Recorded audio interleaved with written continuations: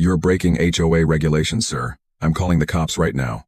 That was the shrill voice of Karen, the head of our neighborhood's homeowners association, as she stood on the edge of my newly paved sidewalk, waving her phone like it was a sword of justice. The funny part? The sidewalk wasn't even theirs to control. But at that moment, I didn't know that. All I knew was that Karen, with her clipboard, her sun visor, and her army of neighborhood watch followers, was yelling at the top of her lungs, accusing me of destroying community property. A few minutes later, 2 police cars rolled up, lights flashing. My neighbors peeked from behind curtains. Some even came out with phones, recording. I stood there, sweaty from the paving work, hands covered in cement dust, heart racing. And just when one of the officers started walking toward me, clipboard in hand, something happened that would change everything. Cliffhanger, will come back to this moment soon. It all started 2 months earlier. My name's Mark, and I moved into this neighborhood, Sunnyvale Oaks, for some peace and quiet after years of living in the city. I bought a small corner house with a cracked, uneven sidewalk in front of it. It wasn't just ugly, it was dangerous. Kids tripped on it all the time, mail carriers stumbled, and when it rained, it became a muddy mess. One afternoon, I saw little Eddie, a boy from next door, fall hard while riding his scooter across that same sidewalk. His mom screamed, rushing to pick him up. The poor kid had scraped his knees badly. I helped carry him inside, and we tried to stop the bleeding. That's when I told myself, that's it, I'm fixing that sidewalk. Now, before you think I'm some kind of rebel, I did try to be polite about it. I sent an email to the HOA, asking if I could fix the sidewalk at my own expense. New pavement, smooth surface, clean edges. I even attached pictures and a small plan. Days passed. No reply. A week later, I got a short, cold message. Sidewalk maintenance falls under HOA supervision. You are not authorized to make any changes to it. Please wait until the board reviews your request. No, thank you. No, we'll look into it. Just that. That's when I started noticing how the HOA really worked. It wasn't about helping the neighborhood. It was about control. Karen, the president, treated every small rule like it was a sacred law. Your grass could only be 2 inches high. Your trash cans had to be out by 7 a.m. sharp. Even the color of your mailbox had to be approved beige. Still, I wanted to be a good neighbor. So, I waited. Then another month went by. The sidewalk got worse. One morning, I saw an elderly man nearly fall because of a chunk that broke loose overnight. That was it. I'd had enough waiting. I decided to take matters into my own hands, literally. I went to the local hardware store that weekend. Bought everything I needed: cement mix, trowels, forms, and a bright yellow safety vest, just to look more official. When I got home, I started working early in the morning. Birds were chirping. The air was cool. And I actually felt good about what I was doing. I wasn't trying to break any rules. I was trying to fix something everyone used. As I dug up the old cracked concrete, a few neighbors waved. Some smiled and said, "Finally, someone's doing something about that mess." Even little Eddie came over with his scooter, grinning. "Thanks, Mr. Mark," he said. That made me smile. But about an hour later, the piece ended. I heard the sound of heels clicking on pavement, fast, sharp, and angry. It was Karen. She walked up with her usual expression, a mix of suspicion and disgust, like she'd just smelled something rotten. She had her clipboard, of course, and her phone recording. "Excuse me, sir," she said in that tone people use when they really mean, "I'm better than you." "What do you think you're doing?" I explained calmly. "Just fixing the sidewalk, ma'am. It's dangerous. People have been getting hurt. I'm covering the costs myself." Her eyes widened like I'd confessed to a crime. "That sidewalk belongs to the HOA. You can't make any modifications without written permission." "I did send an email weeks ago," I said. No one replied. "That's not how things work here," she snapped. "You're breaking the rules, and there will be consequences." Then she stormed off, phone in hand. At first, I thought she was just bluffing. She always liked to scare people with her rules. But 10 minutes later, I saw her standing across the street, whispering into her phone. Then she pointed at me, glaring. I didn't realize until I saw flashing blue and red lights approaching what she'd actually done. She'd called the cops. By the time the police arrived, half the neighborhood was watching. Some were whispering. Some looked nervous.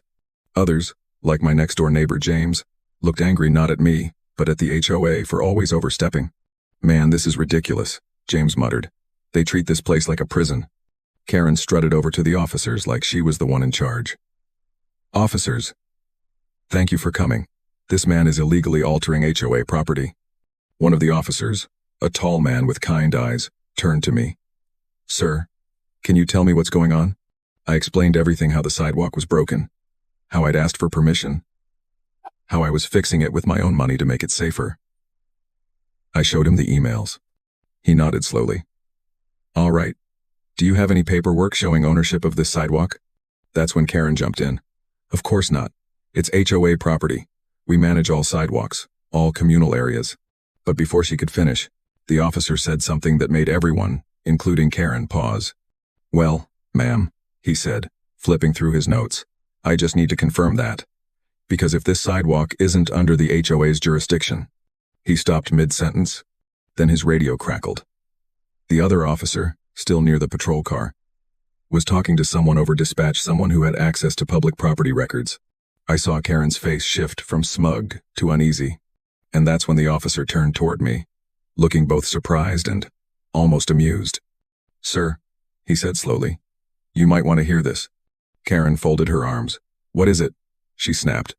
The officer looked at her, then back at me. It looks like this sidewalk.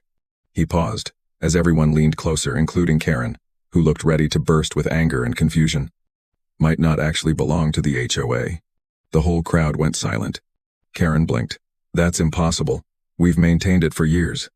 The officer held up a hand.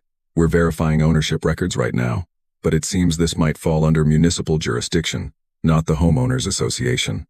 Karen's mouth dropped open. And that's when something even more unexpected happened. Something that would turn this entire situation upside down. Extreme event. Ending here. The next chapter continues from this moment. Before we continue to the next chapter, I'd love to know, where are you watching from? The silence that followed the officer's words was heavier than wet cement. Every neighbor stood frozen, their eyes darting between me, the police, and Karen.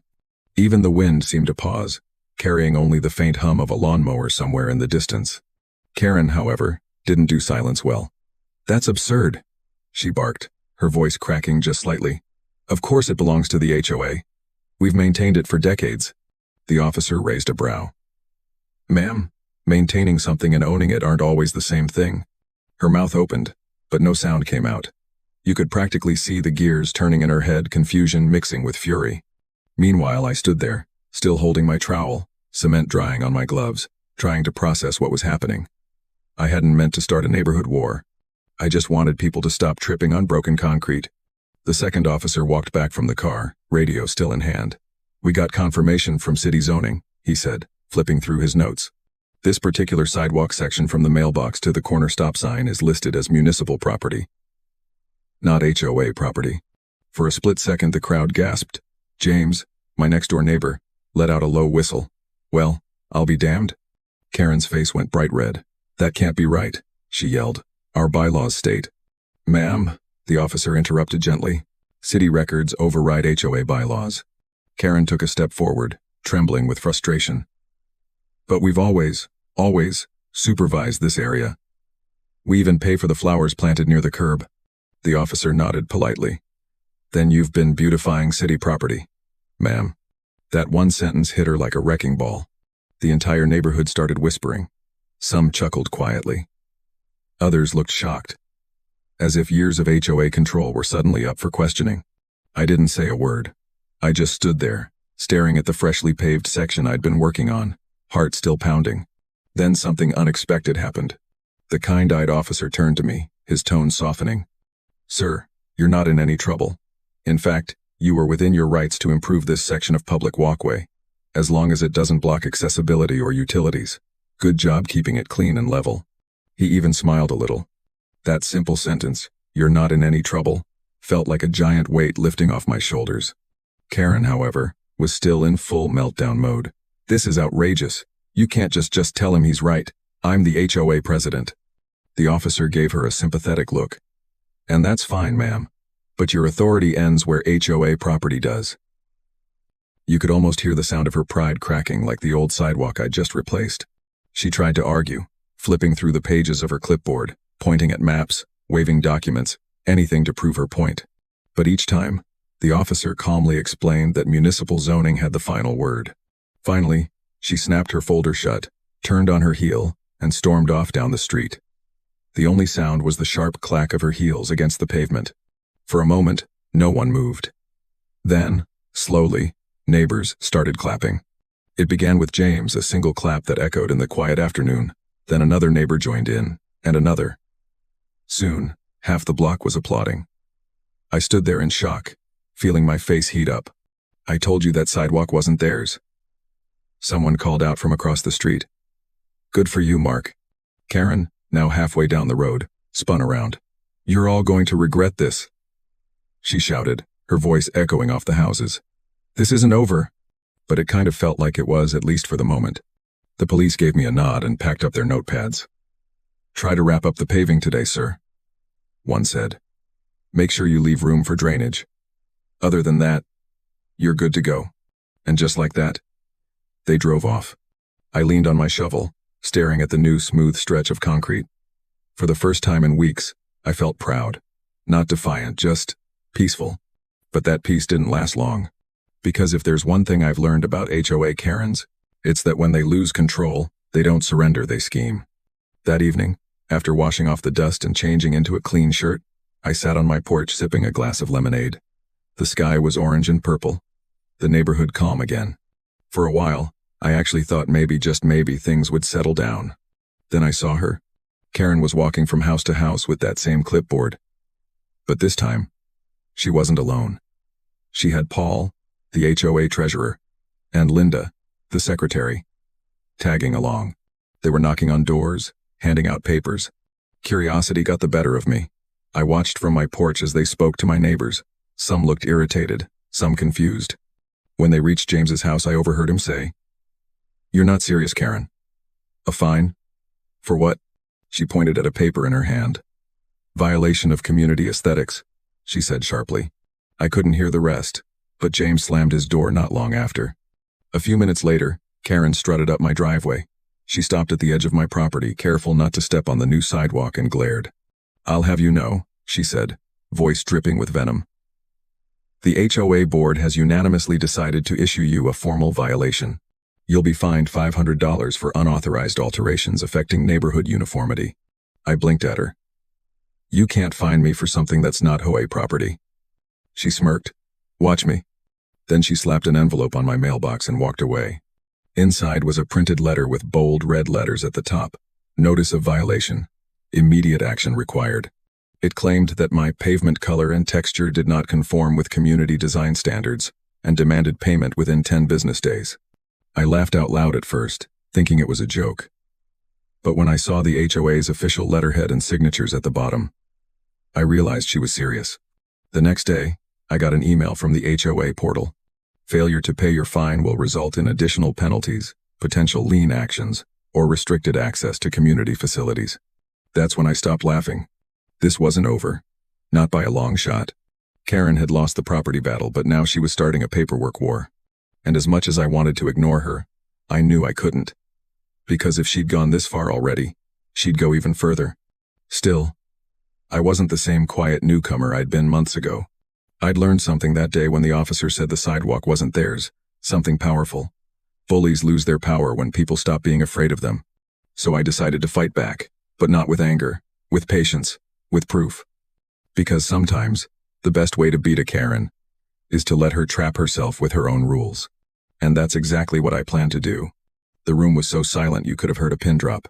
Paul's words, "Review the HOA's financial records," hung in the air like a thundercloud ready to burst. For the first time since I moved to Sunnyvale Oaks, Karen didn't have something ready to say. She just sat there, frozen, her eyes darting nervously between the crowd and her fellow board members. "Paul," she finally whispered, "we don't need to bring that up right now." But Paul wasn't backing down. He looked tired, like a man who'd been holding something in for far too long. "Karen," he said firmly, "we do. People deserve to know where their money's going." The neighbors began to murmur again, their curiosity and suspicion growing by the second. Sophia stood up, her voice trembling but loud enough for everyone to hear. "I've lived here for 8 years, and we've paid thousands in dues. If we've been maintaining city property all this time, I think we all deserve an explanation." Karen's jaw tightened. "This is not the time or place for baseless accusations," she snapped, trying to regain control.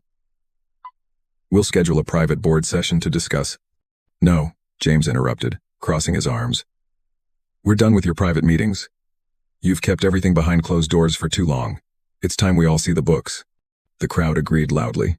It was strange, watching Karen crumble like that. She'd always been the loudest voice in the room, the one who made others shrink when she entered. But now, the power she'd built through fear and fines was slipping right through her fingers. Paul sighed and pulled a stack of papers from his folder. I've actually been keeping some records myself, he said, holding them up. Because for months now, things haven't been adding up. Karen's eyes widened. Paul, don't you dare. But he did. He spread the papers across the table. Here's last year's maintenance budget, he said, his voice shaking slightly but steadying as he went on. We collected nearly $60,000 in dues. Of that, over $25,000 was marked for community beautification projects. But when I checked the invoices, he paused. Flipping through the pages, most of them were paid to a landscaping company registered under Karen's brother-in-law's name. The crowd erupted. People gasped. Some cursed under their breath. Karen jumped to her feet, shouting, That's a lie. Those were legitimate expenses. Paul shook his head. Maybe they were, but it gets worse.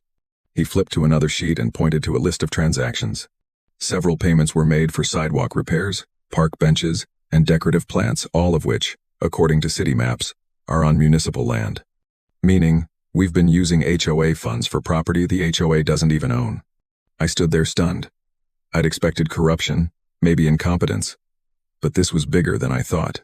Someone yelled from the back, So she's been pocketing our money? Karen's face went red. Absolutely not. Every decision I made was for the good of this community. But no one was buying it anymore. Linda, who had been silent the whole time, finally spoke up in a trembling voice. Karen, I didn't know about any of this. You told me those projects were approved by the city. Karen turned to her, desperate. They were. At least I thought they were. Paul's twisting the facts. Paul crossed his arms. Then let's clear your name. Let's open all the HOA records, bank statements, invoices, emails. Let everyone see them. The room buzzed again. The tension was electric. Karen shook her head violently. Absolutely not. That's confidential information. James stepped forward. You mean it's information that'll prove what we already suspect? Enough! Karen shouted, slamming her hand on the table. You all think I'm the villain here, but I've done everything to make this neighborhood better. None of you ever volunteer. None of you ever follow the rules. Because your rules are ridiculous, Sophia cut in. You fined me for my daughter's fairy garden. Karen pointed at her.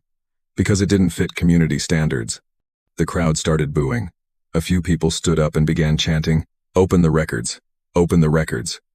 I couldn't believe what I was seeing. The woman who had ruled this neighborhood with an iron fist was now being shouted down by the very people she used to control. Finally, Paul held up his hands. All right, everyone calm down. We'll do this properly. I'll motion for a special audit of HOA funds, conducted by a third party. That means Karen will have to hand over all documents. Karen's lip trembled. You can't. Yes, I can, Paul said. And unless you want this to go to the state's HOA oversight board, I suggest you cooperate. It was the first time anyone had spoken to her that way without fear. Karen looked around the room, realizing no one was on her side anymore. Even Linda couldn't meet her eyes. Her voice broke when she finally spoke again. You're all turning against me over one mistake? One mistake? James barked. You've been fining people, threatening them, and wasting our money for years. Karen turned toward me then, eyes full of venom. This is your fault, she hissed. If you hadn't paved that stupid sidewalk, then the truth would have stayed buried, I said calmly. Maybe it was time someone dug it up. For a moment, she just stared at me. Her face twisted anger, embarrassment, maybe even fear. Then she grabbed her folder and stormed out of the clubhouse, slamming the door behind her. The room went quiet again, but this time, it wasn't fear, it was relief. Paul rubbed his temples. All right, he said quietly. We'll contact an independent auditor this week. I'll keep everyone updated. People began talking again, some shaking their heads in disbelief, others smiling like they could finally breathe. James came over and clapped me on the shoulder. You did it, man, he said. You cracked the concrete. I smiled faintly. I just wanted to fix a sidewalk. He laughed. Guess you fixed a lot more than that. Later that night, I sat on my porch again, listening to the crickets. For the first time since moving here, the air felt lighter, like the neighborhood itself was exhaling after years of tension. But I knew it wasn't over. Karen wasn't the type to give up quietly. As if on cue, I saw headlights slowly creeping past my house, a silver SUV. It slowed near my driveway, paused for a moment, then drove off into the night. I didn't have to guess who it was. Karen might have lost the meeting, but she wasn't finished yet. And deep down, I could feel it, the real battle was just beginning. The sound of police sirens tore through the quiet morning air like a blade slicing through silk. I froze mid-step, trowel still in hand, as the 2 patrol cars rolled up to the curb. The flashing blue and red lights bounced off the wet cement of the new sidewalk, still gleaming under the late morning sun. And there she was, Karen. Standing tall with her arms folded, HOA binder pressed tightly against her chest like a sacred text, lips curled in that smug grin she always wore when she thought she'd won. She'd done it. She actually called the cops, over a sidewalk. The officers stepped out of their cars, one of them already rubbing his temples as if he could feel the headache coming. "Sir," the first one said, glancing at the cement, then back at me. "We received a call about unauthorized construction on HOA property." Before I could even open my mouth, Karen jumped in, her voice sharp and shrill. "Yes, officer, this man," she pointed dramatically at me, as though unveiling a criminal, "is damaging HOA property without a permit. He's been warned several times and is refusing to stop." I stared at her in disbelief. "Damaging? Karen, I'm literally fixing the sidewalk. You tripped on this spot last week." Karen's smile didn't falter. "That's not the point, Mr. DIY. HOA regulations clearly state that any modifications to community property must be approved by the board. And since I am the board president," one of the officers cleared his throat. "Ma'am, let's just hear his side first." She huffed but stepped back slightly, glaring daggers at me. I sighed, brushing the dust from my jeans. "Officers, with all due respect, this sidewalk isn't HOA property. I checked county records before starting. The easement belongs to the city, not the HOA. It's public access. I even called the city office. They said I could patch it up since it's outside my fence line." The younger cop scribbled something in his notepad. Karen's jaw tightened. "That's a lie. The HOA maintains all sidewalks. It's in the covenant." "Which covenant?" I asked, keeping my voice calm. "Because the one you emailed last month didn't even list sidewalks." I read every word. Karen's face turned red. She opened her binder and started flipping furiously through the pages, muttering to herself. The officers exchanged a look. One of those "this again" expressions that told me they'd seen plenty of neighborhood drama before. The older officer finally said, "All right, until we verify ownership. No one's being arrested for paving a sidewalk. Ma'am, can we see documentation showing it's HOA property?" Karen hesitated. I'll have to get it from our legal department." The officer raised an eyebrow.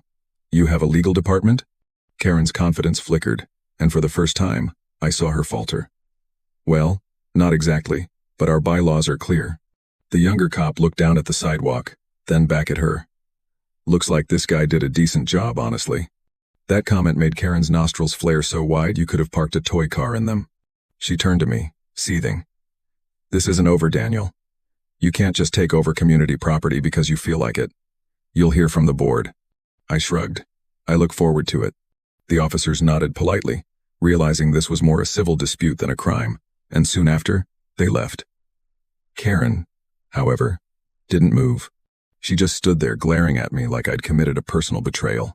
When she finally stomped away, her heels clicking angrily against the concrete, I caught sight of a few neighbors peeking through their curtains. Some were even smiling. Mrs. Alvarez gave me a little thumbs up from her porch. That moment felt good, but deep down, I knew it wasn't over. Karen never let anything go. That evening, as the sun dipped below the roofs, I noticed something odd. A bright orange notice taped to my mailbox. "Notice of HOA violation," it read in bold letters. Of course, apparently, according to Karen, I had committed unauthorized alteration of community-adjacent property, public safety interference, and get this, disruption of HOA order. I actually laughed out loud. Disruption of order? What does that even mean? My wife Hannah came out to see what was so funny. "What is it this time?" I handed her the notice. She sighed. "She's going to keep this up until she gets what she wants." "Yeah," I said, folding the paper. "But I'm not backing down. Not this time." That night, I decided to take things one step further. If Karen wanted to play the legal card, I'd play it better. I logged onto the county's public land registry website and dug deeper into the property lines. And that's when I found the document that could flip everything upside down. The sidewalk, the strip of grass beside it, and even the tree Karen once fined me for trimming all fell under municipal jurisdiction. The HOA had no ownership or legal claim to it. I printed everything out and smiled. For once, I had something solid proof that Karen's empire of petty control was built on sand. The next morning, I woke up to find a small crowd outside. Karen stood there with 3 other HOA board members, all dressed like they were heading to court. She pointed at the sidewalk, waving her binder again. "This man is in violation of HOA property codes. We're issuing a formal stop work order." I walked out calmly, holding my stack of papers. "You might want to read this before you embarrass yourself." She snatched the papers from me and skimmed them. Her confident smirk vanished, replaced by a nervous twitch in her jaw. You forged this." "Go ahead," I said. "Call the city. They'll confirm it." The neighbors were whispering now. Phones were out. Cameras recording. Karen's eyes darted from me to the crowd, realizing she was losing control of the narrative. Then, in true Karen fashion, she snapped, "Fine. If you're so sure, we'll let the authorities settle it again." She stormed off, dialing her phone furiously. And not 10 minutes later, I heard its sirens. Again. Only this time, something felt different. The way the police cars slowed as they pulled in. The way one of them parked deliberately close to Karen's car. There was tension in the air. A storm was brewing, and I could feel it in my chest. As the officers stepped out, Karen marched toward them, waving her binder wildly, shouting something about trespassing on HOA-controlled land. But the look on one officer's face as he read the document I'd given him told me something big was about to happen. Because when he turned to Karen, his expression wasn't confusion anymore. It was disbelief. And what he said next made the whole street fall silent. "Ma'am, it appears your HOA doesn't actually own this property." The crowd gasped. Karen froze. Her mouth opened, then closed again, like a fish gasping for air. But before anyone could react further, a sudden crack echoed from the end of the sidewalk. One of the cement bags had burst open, spilling everywhere. Someone had sabotaged the project. And from the corner of my eye, I saw Karen smile. "Looks like your little project isn't so perfect after all," she whispered. The sound of the cement bag bursting echoed down the street like a gunshot, followed by the sharp gasp of the neighbors who had gathered to witness the chaos. Dust filled the air, coating the wet pavement in a pale gray film. For a moment, everyone froze. Then the whispers began quiet, nervous, suspicious. "Who was that kid?" someone muttered. "Did Karen just smile?" another whispered. I turned slowly, catching a glimpse of the small figure darting between parked cars, a kid on a bike, backpack swinging wildly behind him. He couldn't have been older than 12. I blinked, trying to process what just happened. Had someone really sent a child to ruin my work? Karen's grin widened, as if she had just been handed divine justice. "Oh dear," she said with mock sympathy. "It looks like your city-approved sidewalk didn't last long." My jaw tightened. "What are you trying to say, Karen?" She tilted her head, feigning innocence. "Nothing at all. But it's strange, isn't it? The moment you claim this isn't HOA property, your little project starts falling apart." Her voice carried, meant for the neighbors still gathered on their lawns. She wanted them to think I'd done something wrong, that I'd cut corners, used cheap materials, or ignored safety rules. I could practically feel her spinning the story in real time. The officer nearest us looked uneasy. "Sir," he said, "we'll need to take a look at the damage, just to make sure no one got hurt." "Of course," I replied, trying to stay calm even as frustration simmered under my skin. As they inspected the area, I knelt beside the cracked cement bag. It wasn't torn open by accident, someone had sliced it cleanly down the middle. The cut was too precise to be a spill. I looked up, scanning the crowd, and saw a boy standing near Karen's car. He was tall for his age, nervously adjusting his hoodie. When he caught me looking, he glanced quickly at Karen, then turned and ran down the sidewalk. It clicked.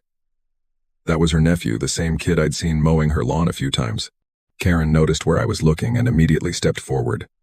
"Don't you dare accuse a child of your mistakes," she hissed, just low enough that only I could hear. "Karen," I said quietly, "you've gone too far." Her eyes glinted. "I haven't even started." The officers eventually confirmed that no one was hurt, but they couldn't ignore the growing tension. One of them, the older one from before, turned to Karen. Ma'am, if this is city property like he claims, your association might be stepping outside its boundaries. Karen crossed her arms, chin raised high. We'll see about that. And just like that, she stormed off again, binder clutched like a weapon. The neighbors slowly dispersed, though many threw sympathetic looks my way. A few even offered quiet support. Mrs. Alvarez said she'd seen Karen's nephew near the cement earlier, though she didn't want to get involved. By sunset, the block had gone silent again. The mess still sat there, the broken cement, the uneven surface, and my pride buried beneath it. I cleaned up what I could, but the damage wasn't just physical. Karen had made sure to humiliate me in front of everyone. That night, Hannah found me sitting on the porch, staring at the streetlights flickering against the half-paved sidewalk. She brought me a cup of coffee and sat beside me. You can't let her win, Danny, she said softly. I sighed. She's already turning people against me. You saw how fast the whispers started. Then show them who you are, she said. You've always believed in doing the right thing. Just keep doing it. Her words reminded me why I'd started this project in the first place. It wasn't just about concrete or property lines. It was about making things better. Fixing something broken, literally and figuratively. That sidewalk had tripped half the elderly residents on our street, including Mrs. Alvarez. It was dangerous, and the HOA had ignored every complaint. So the next morning, before the sun even rose, I got up and went back to work. It was quiet, peaceful even. The air smelled of dew and fresh soil. Birds chirped softly in the distance. For the first time in weeks, I felt like I had control again. I smoothed out the fresh cement, careful and patient, determined to finish what I started. By mid-morning, I heard a car door slam. My heart sank even before I looked up. Karen. She strutted over in her usual power walk, sunglasses on, binder in hand. But this time, she wasn't alone. Two men in suits followed her. One carried a clipboard. Well, she said, her voice dripping with mock surprise. Hard at work again, I see. I told you this would come back to bite you. Morning, Karen, I said flatly. Who are your friends? She smiled triumphantly. This is Mr. Collins, our HOA attorney, and Mr. Reeves, our compliance officer. The man with the clipboard nodded curtly. We're here to assess ongoing violations and prepare for legal action if necessary.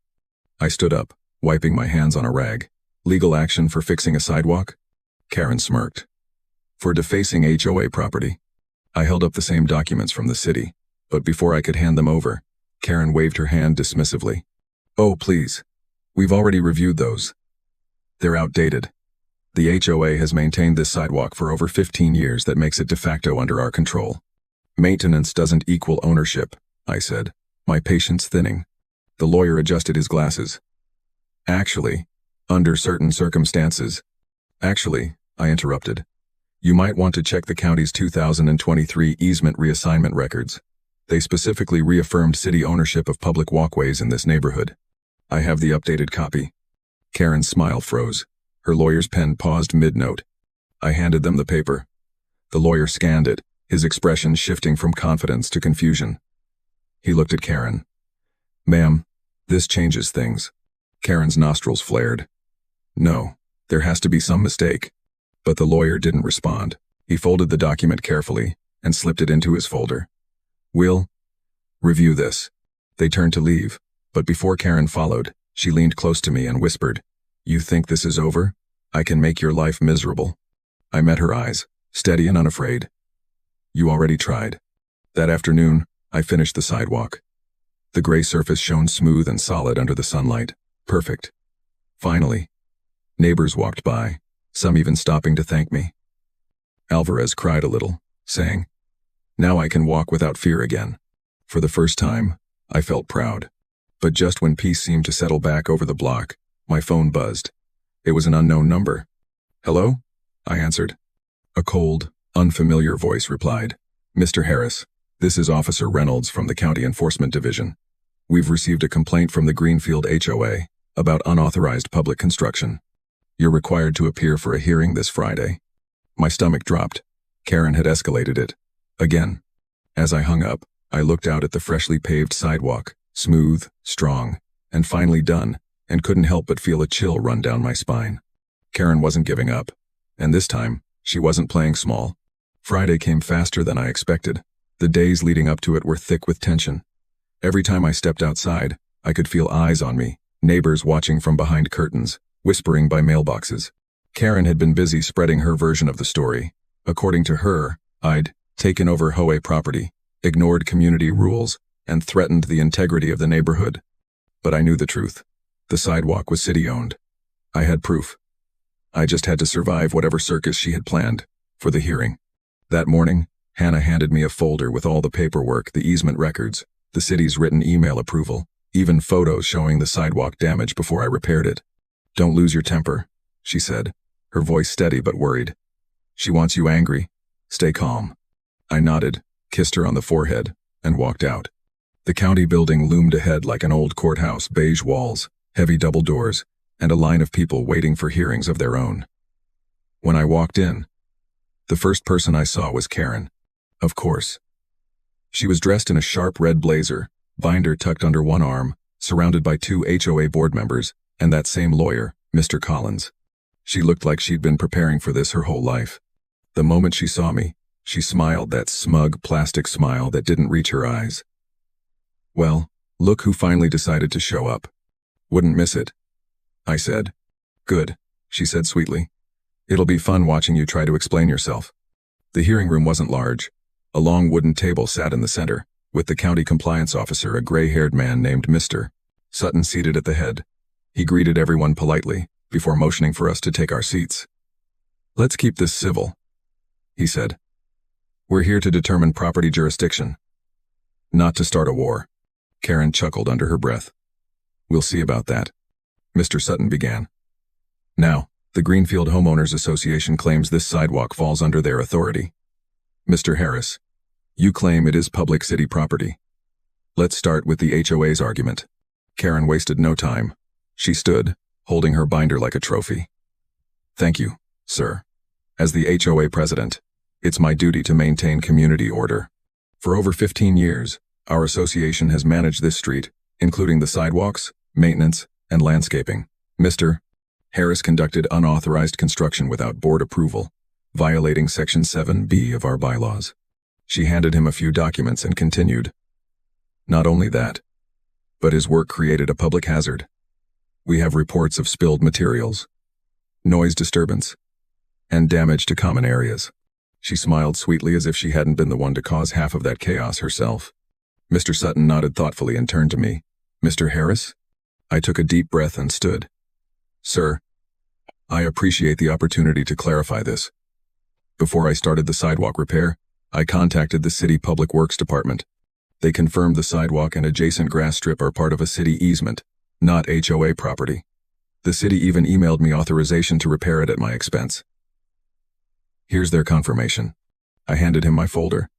Karen's expression shifted just slightly, her confident smirk twitching at the corner. I continued. "The sidewalk was unsafe, cracked, uneven, and already caused injuries. I wasn't trying to break rules. I was trying to help." Mr. Sutton examined the documents, flipping through several pages before raising an eyebrow. "These are official county records," he said quietly. "Issued 3 months ago." Karen's lawyer shifted uncomfortably. Karen's voice went high. "Those documents can't be right. We've been maintaining that section for years." "Maintenance doesn't equal ownership," I said, echoing our last argument. "Just because you've mowed around it doesn't make it yours." The room went quiet for a moment. Then, Mr. Sutton cleared his throat. "Mrs. Thompson," he said, looking at Karen, "I've reviewed county property lines myself. Based on this data, I'm inclined to agree with Mr. Harris. The sidewalk and adjoining green strip are public easement." Karen's face drained of color. "That's impossible." "Not impossible," Mr. Sutton said gently, "just overlooked." Her lawyer whispered something to her, but she brushed him off, slamming her binder shut. "This isn't over," she hissed. "You'll regret this." Mr. Sutton frowned. "Ma'am, threats won't help your case. The HOA will need to cease all claims of ownership until further notice." It was the first time I'd seen Karen truly speechless. Her lips moved, but no sound came out. The room was thick with silence, the kind that hums when pride meets reality. After the hearing, I walked out into the crisp afternoon air. For the first time in weeks, I could breathe. It felt like the weight of her constant harassment had finally lifted, like justice had peeked through the clouds. But my relief didn't last long. As I crossed the parking lot, I saw Karen standing by her car, phone pressed to her ear. Her face was pale, but her voice was low and dangerous. "Yes, I want it done today," she was saying.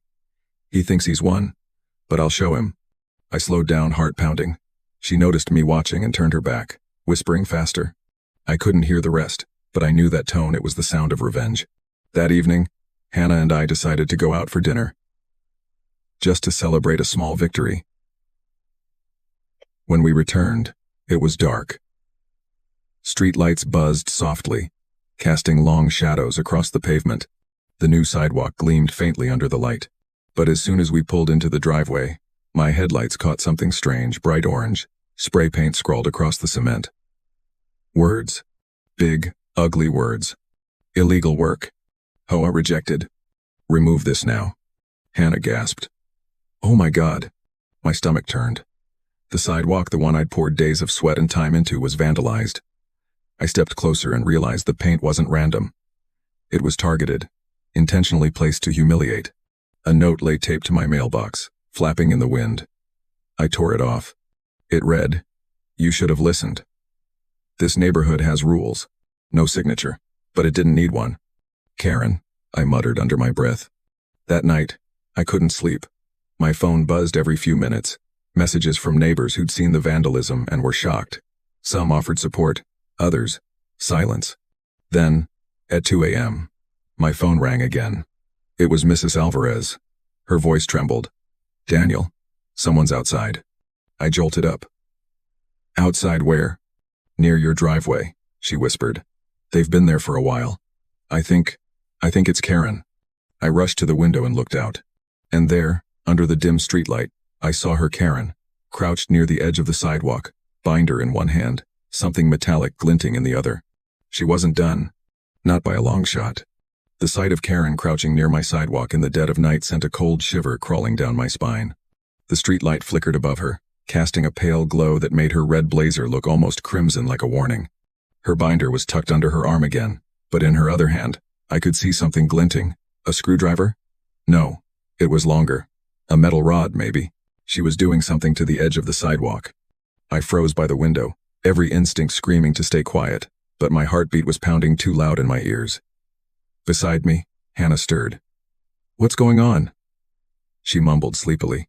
"It's her," I whispered. "Karen's outside. She's messing with the sidewalk." That woke her up immediately. She sat upright, eyes wide. "You're kidding." I wish I was. Without thinking, I grabbed my phone and opened the camera app, zooming in through the glass. The footage was grainy under the dim light, but it was clear enough. Karen was prying at the edge of the cement with that metal tool, scraping something out. Then she reached into her bag and pulled out nails? No, little metal stakes. "What the hell is she doing?" Hannah whispered. "She's trying to make it look damaged," I said, realization dawning. "She's setting me up." I didn't even think twice. I slipped on my jacket and stormed out the front door. The moment Karen heard the door slam, she froze like a deer in headlights. The metal rod clattered to the ground. "Karen," I barked, "what are you doing?" She straightened slowly, her face shifting through a dozen fake expressions: shock, offense, indignation. "Daniel, oh my goodness, you startled me. I was just inspecting the damage." "Damage you caused?" I shot back. Her mouth twitched. "Excuse me? You can't prove anything." "Actually," I said, lifting my phone, "I can. You're on camera." For the first time, I saw real panic flicker across her face. Her eyes darted to my phone, then back to me. "Delete that," she said firmly. "You don't have permission to record me." "You're on public property, Karen," I said. "The same public property you keep claiming belongs to the HOA." Her jaw clenched, and her voice dropped to a hiss. "You think you've won, don't you? You think this neighborhood is on your side. But you don't understand. People like you don't belong here." "People like me?" I repeated slowly. She blinked, realizing how it sounded. "I mean rule breakers. People who don't respect structure." Right," I said flatly. "Structure." Just then, Hannah appeared in the doorway behind me, holding her phone. "The police are on their way," she announced loudly. Karen's eyes widened. "You called the cops? Over me checking on neighborhood property?" "Property you were vandalizing," I said. At 2 in the morning. Her face twisted into something dark. You'll regret this. She turned on her heel and stormed toward her car, parked a few feet away. But before she got in, she turned back and pointed her finger at me. This isn't over, Daniel. You think a little concrete makes you untouchable? The HOA still runs this community. Then she sped off, tires screeching against the asphalt. I exhaled shakily, adrenaline still coursing through me. Hannah came up beside me, wrapping her arm around my waist. You okay? Yeah, I said, but she's losing it. That wasn't normal Karen drama. That was dangerous. Within minutes, 2 patrol cars arrived. It was the same officers from before Officer Daniels and Officer Reed. They took one look at the gouges in the cement and sighed. She's back at it, huh? Daniels muttered. Yeah, I said. Caught her red-handed this time. Got video too. Reed took my phone and reviewed the footage. Well, this definitely looks like vandalism, he said. But we'll need to contact her before pressing charges. You want to go that route? I hesitated. A part of me wanted to end this once and for all to make her face consequences, but another part of me remembered what Hannah said about kindness. Let's give her one last chance, I said finally. Warn her. Daniels nodded. You're a better man than I would be. After the officers left, Hannah and I finally went inside. But sleep didn't come easy. Every creak of the house made me tense. I kept replaying Karen's face in my mind. That mix of rage and fear. The next morning, I woke up early again, determined to clean the gouges she'd made. As I stepped outside, I noticed something odd, a letter stuck in my mailbox. Not typed this time. Handwritten. I pulled it out and unfolded it. You can't build walls against everyone forever. Sometimes the fight you think is for good just makes enemies out of neighbors.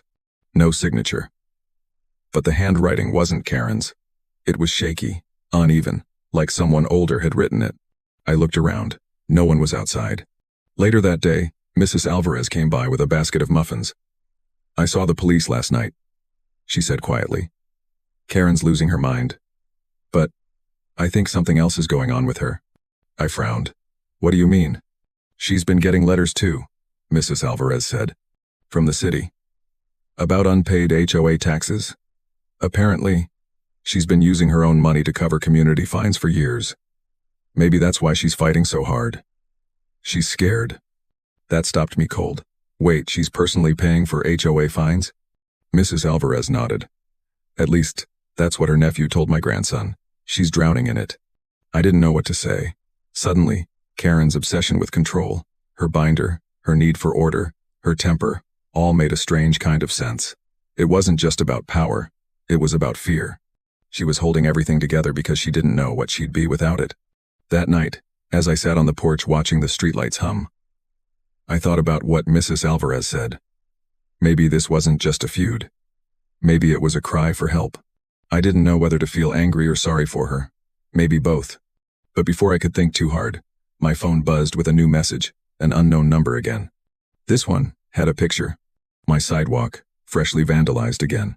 Only this time, the words were worse. Back off, or you'll be next. My stomach turned cold. The paint was still wet in the photo. Whoever did it had just been there. And from the background of the picture, the corner of the frame, I could see something chilling. Karen's red blazer. The picture wouldn't leave my mind. That splash of red fabric, unmistakable, the same shade as Karen's blazer. It felt like a threat disguised as proof. She wasn't done. Not even close. I sat there on the porch, the glow of my phone screen casting long, sharp shadows across the concrete. The words "back off," or "you'll be next," seemed to pulse with life, like they were breathing. Hannah came out, wrapped in a blanket, and saw my expression. "What is it?" she asked softly. I turned the phone toward her, her breath caught. She sent you this?" "I don't know," I said, my voice low. "It came from an unknown number again. But look." I zoomed in on the image. The sleeve of the red blazer peeked from the corner, like whoever took the photo hadn't meant to be caught in their own frame. "Daniel," she whispered. "That's her." "I think so too." We both stared out into the street. Everything was silent except for the hum of the streetlight. It flickered once, like it was struggling to stay awake. Then, from across the road, a motion, just a shadow, darted behind the neighbor's hedge. Hannah's hand gripped mine. "Did you see that?" "I saw." I stood slowly, scanning the darkness. "She's watching." The rage that had been simmering inside me for weeks started to boil. The vandalism, the cops, the binder, the lies. I'd had enough. But under the anger, there was something else creeping in. Fear. This wasn't just HOA nonsense anymore. This was personal.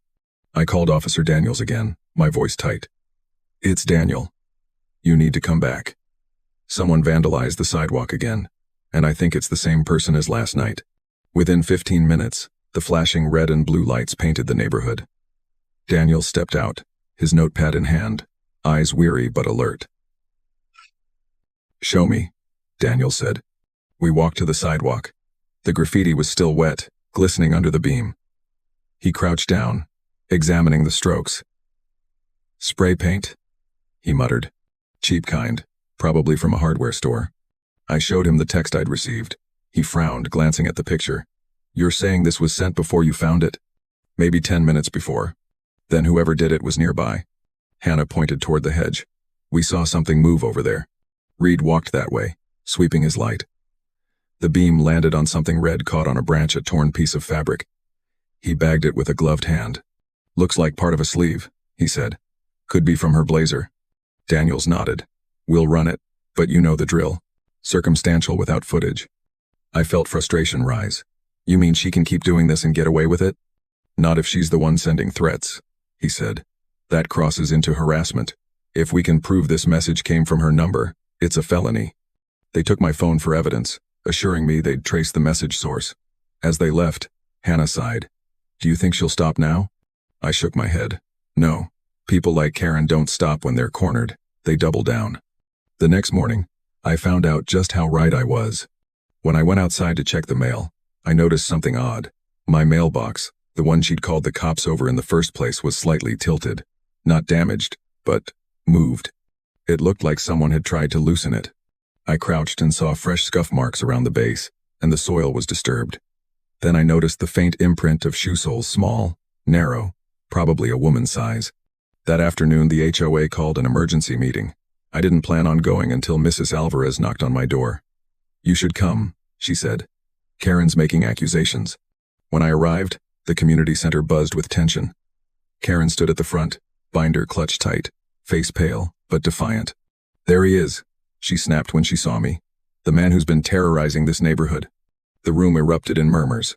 I blinked. "Excuse me? You vandalized your own property," she shouted. "You painted that message yourself to make me look bad. I have proof." I felt my blood run cold. "Proof? What proof?" She slammed her binder on the table, opening to a photo, a blurry shot of me near the sidewalk at night.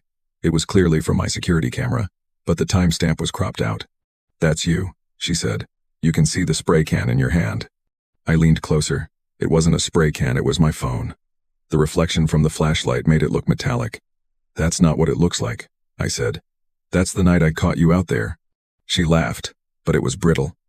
"Oh, please, always blaming others. You're a manipulator, Daniel. You've been trying to ruin my reputation since you moved in." People were watching, whispering. I could feel the doubt creeping through the room. Karen sensed it too. She straightened, her voice steadying. "The HOA voted to review your property compliance. That mailbox of yours? It's in violation of community standards." That was it. I couldn't hold back. "My mailbox," I said slowly, "is on federal property.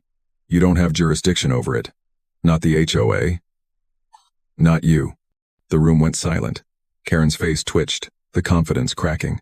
That's not true," she stammered. "All structures within community bounds." "Not mailboxes," I cut in. U.S. Postal Service property line extends 4 feet from the curb, meaning the ground it sits on belongs to the federal government." "And you? You've been trespassing on it every time you tried to tamper with it." A murmur swept through the room. Someone whispered, "Is that real?" "Yes," I said firmly. "And if anyone doubts it, I've got a postal inspector's report from last week confirming it." Karen's expression shifted from rage to disbelief. You called the postal inspector?" "I did, after you called the cops on me for installing it. He verified it's legally protected." She looked around, realizing the crowd was turning. This is ridiculous," she sputtered. "You're twisting everything." "No," Mrs. Alvarez said quietly.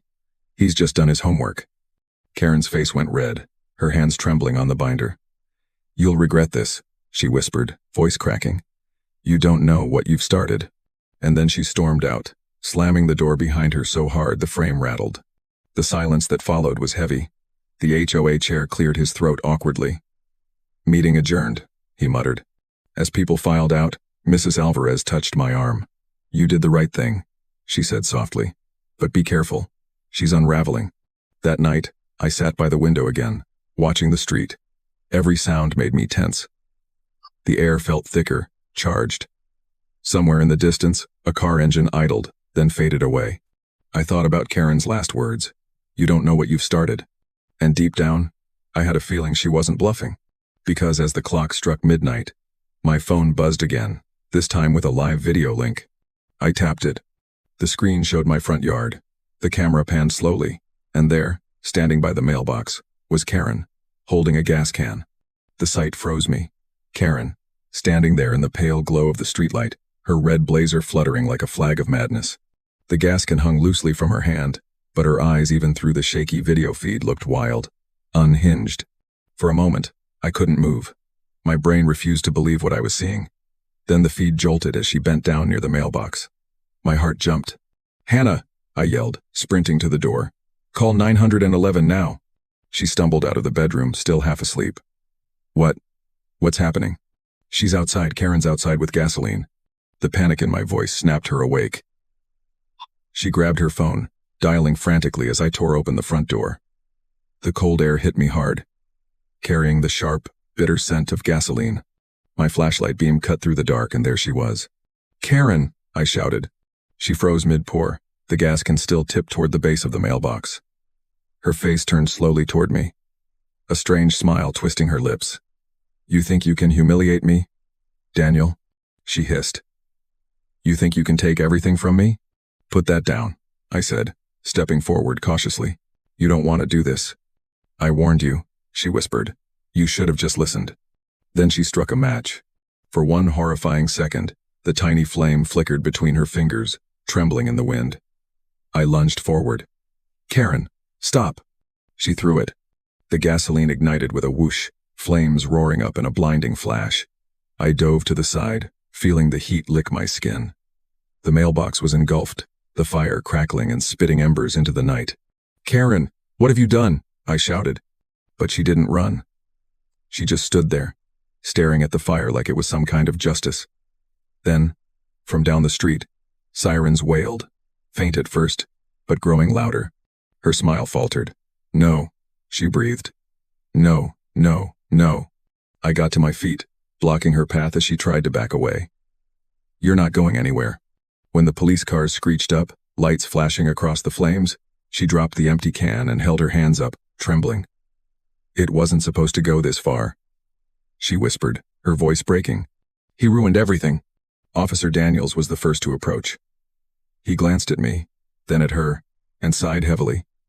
Karen Lonsdale, you're under arrest for attempted arson, trespassing, and property destruction.